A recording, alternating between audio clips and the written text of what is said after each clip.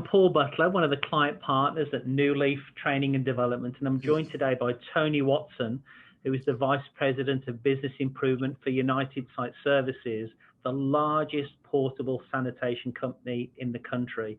I'm also delighted to say that Tony is a very close friend of ours. Tony, for the last 15 years, as you know, New Leaf has really focused on the core purpose of helping people and organizations better manage themselves, lead others, and grow business acumen. So could I ask Tony, what would be your recommended best practice from your experience to help people in those three areas? And please start, though, by telling us a little bit more about your work, what you do and who you serve. And over to you, Tony, and I'll wrap it up when you're done. Sure. Thanks, Paul. So my role at United Site Services in business improvement is to almost act like an internal consultant.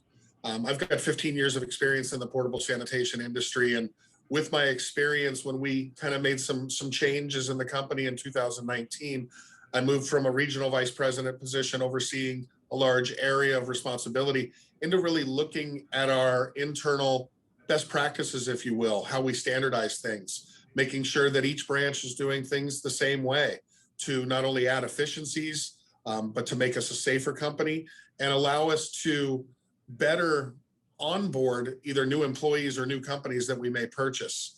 And I think really the best way that you can manage yourself and manage others is really to take a look at what some of your top 3 to 5 key areas are, your matrices that you really want to nail. And so from a portable sanitation standpoint, we looked at the quality of our service. Mm-hmm. We looked at the number of services that we may miss and decided that as a company, we didn't want to miss any services for any reason. So we wanted to nail quality. We wanted to make sure that we serviced every single toilet. We wanted to be a safe operating company. We wanted to make sure that every employee went home safely each day. And we wanted to have good, strong financial performance.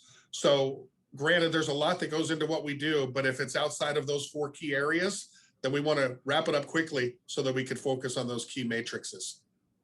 Really, from a standpoint of leading others, I think some of the things that I try to look at personally, I want to make myself available. I want to make sure that I'm a good listener. And I like to go to the frontline employee and find out what it takes to do their job and what I can do to make their job easier. Doesn't mean I want to take things away, but what efficiencies can we put into place so that they can better provide a better quality service for our customer by making their job more efficient.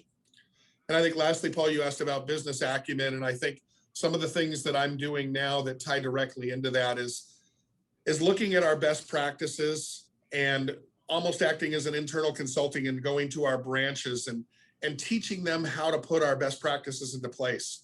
Acting as a coach to our area managers or our branch managers that either don't know the industry or haven't managed a P&L before, and teaching them how to manage a P&L, how to manage their controllable costs.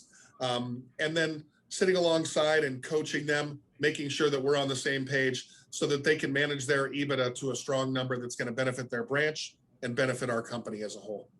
Oh, that's brilliant. Tony, on behalf of everyone who watches these, thank you so much for your insights. And again, I love your very practical, clear way of explaining these best practices to help people better manage themselves, lead others, and grow business acumen. And again, thank you for the excellent work that you're doing over at United Site Services, Tony. And thank you for allowing me to be your 127th favorite Englishman. Could I get a high five? High five for that, buddy. Cheers, Tony. Cheers. Thanks, Paul.